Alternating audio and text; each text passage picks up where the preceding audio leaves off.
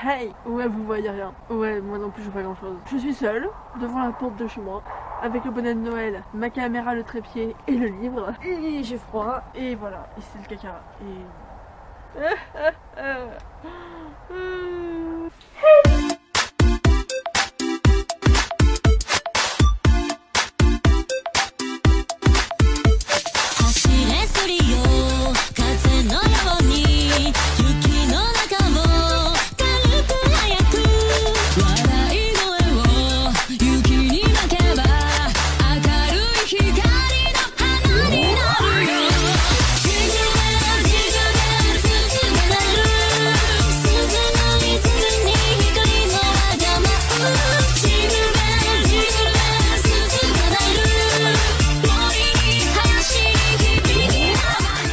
Vous voyez rien, mais moi je vois vraiment. Pour ce soir, oui, parce qu'il fait nuit. Ça me saoule déjà. Eh bien, je vais vous lire le Noël de Maître Belloni. Vous ne verrez peut-être pas très bien. Oh mon Dieu, c'est glauque. C'est glauque. Bon, vous ne verrez pas, vraiment, voilà. Mais voilà, je vais vous lire l'histoire quand même. C'est la Belle au bois dormant qui se réveilla la première cette nuit-là. Le givre avait dessiné des étoiles bizarres sur les vitres sales de l'atelier de Maître Belloni. Grelottante, elle se leva pour regarder tristement tomber la neige qui recouvrait les toits et les rues. Dans l'âtre, le feu s'était éteint depuis longtemps, et, sur son lit, Maître Belloni, le vieux marionnettiste, tremblait de fièvre.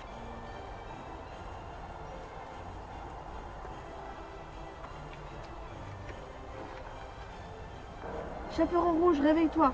Et toi aussi, Polari le géant! Réveillez-vous tous! Je crois que Maître Belloni est en train de mourir, cria la belle. Mère Grand et le loup, Blanche-Neige et les sept nains, l'ogre Balzébile et Brou le castor, le petit chaperon rouge, la reine de la nuit et la princesse Aurore, le géant Polari et la magicienne Uzi, tous se rassemblèrent autour du lit du vieux marionnettiste. Il va mourir de froid. Il faut rallumer le feu, dit l'un d'eux. Avec quoi? Il n'y a plus de bois. Juste quelques copeaux là-bas sous l'établi. Soupira un autre. Qu'allons-nous devenir? Se lamentait Pinocchio dans un coin. Si Maître Belloni disparaît, nous n'existerons plus, déclara la Belle au bois dormant. À celui qui m'a donné la vie, et sait si bien me faire danser, je donne mon bras droit. Et d'un coup sec, elle arracha son bras et elle le déposa sur le tas de copeaux dans la cheminée froide. À celui qui tient les fils qui me valent les bravos et les rires des enfants, lui qui, d'un simple morceau de chêne, a fait de moi une reine, j'offre ma jambe, déclara la princesse Aurore en dévissant la sienne.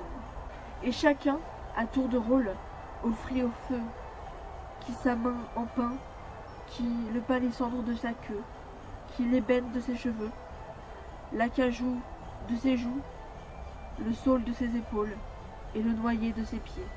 Pinocchio fut le dernier à s'avancer. Pour qu'il vive, j'offre le meilleur de moi, et il saisit son nez. Pas si vite, dit Cendrillon.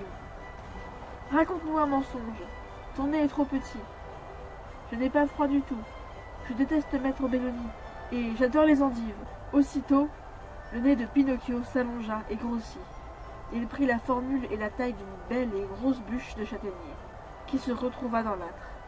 Ce fut un feu magnifique. Il fredonna toute la nuit son ardente chanson, et il chantait toujours lorsque matin, Maître Belloni se réveilla guéri. De la neige partout, voilà un vrai Noël, bâilla le vieux marionnettiste en regardant par la fenêtre. Il se frotta les mains et dit « Il me faudra bien toute la journée pour préparer un bon repas de réveillon. » Mais lorsqu'il découvrit ces marionnettes mutilées et allongées les unes contre les autres, il poussa un cri de stupeur. En apercevant les braises en forme étrange, il comprit ce qui s'était passé. Saisissant sa hache et sa longue scie, il disparut par les rues désertes et enneigées. Il sortit de la ville et s'enfonça dans la forêt pour ne revenir qu'à la nuit tombée. Sur la grande table de son atelier, il déposa le bois qu'il avait coupé et ramassé. Devant la cheminée, où brûlait toujours le nez de Pinocchio, les marionnettes demeuraient inertes. Toute la nuit de Noël, scritch, scritch, coupa la scie. Bong, bong, écorcha le burin. Vlam, vlam, cogna le maillet. Croch, croch, crissèrent les ciseaux. Toute la nuit, il tailla, lima, ponça, colla et emboîta. Des jambes, des mains, des pieds, des joues, des tignasses, des têtes, des oreilles et un nez. Une par une, il répara toutes ces marionnettes qu'il avait sauvées. Quel travail! Au petit matin, le marionnettiste était épuisé. Dans l'atelier volait une douce odeur de châtaignier, car, sans qu'on ait rajouté de bois, le feu continuait toujours à fredonner sa chanson. Pour mieux les admirer, Maître Belloni avait installé ses marionnettes autour de la table. On aurait dit des convives rassemblés pour un grand banquet. Mais quel banquet, quel festin! Avec tout ce travail, il n'avait pas eu le temps de préparer de repas pour Noël. C'est alors que la magicienne Usie se dressa sur ses fils. Elle s'approcha de la cheminée et en retira l'ancien nez de Pinocchio. Maître Belloni se frotta les yeux sans pouvoir articuler le moindre mot. Usie déposa délicatement le rondin brun au milieu de la table, et de sa main toute neuve, elle le caressa doucement. Ce n'était plus du bois, c'était du chocolat. Une bûche énorme et chaude, sucrée et recouverte de crème. C'était un long gâteau qui embaumait la châtaigne. Maître Belloni crut entendre « Bon appétit et joyeux Noël !»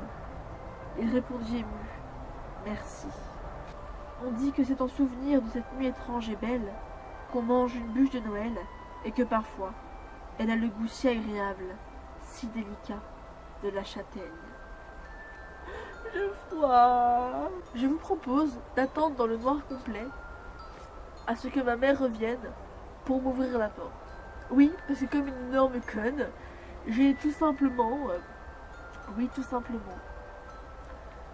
mis l'alarme sans prendre la clé par la suite. Donc ma clé avec le petit bouton pour l'alarme est dans la maison, je ne sais pas où, et je me retrouve comme une conne dehors avec la porte ouverte, mais l'alarme allumée. Donc je ne peux pas rentrer parce que je ne sais plus c'est quoi le code. Mais... Qu'est-ce que tu fais dehors?